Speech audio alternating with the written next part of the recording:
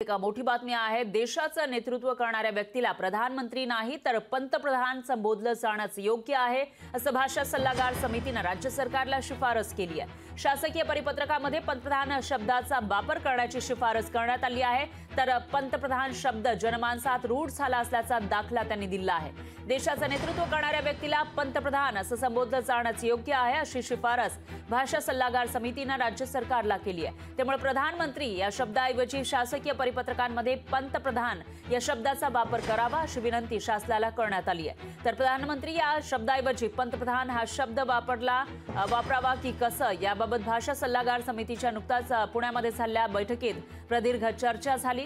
पंतप्रधान हा शब्द प्रसार माध्यमांमधून आणि त्यातही मुद्रित माध्यमांमधून रूढ झाल्यानं प्रधानमंत्रीऐवजी पंतप्रधान हाच शब्द वापरणं उचित ठरेल, असा निर्णय बहुमताने घेण्यात आला, अशी माहिती भाषा सल्लागार समितीचे अध्यक्ष लक्ष्मीकांत देशमुख यांनी दिली आहे।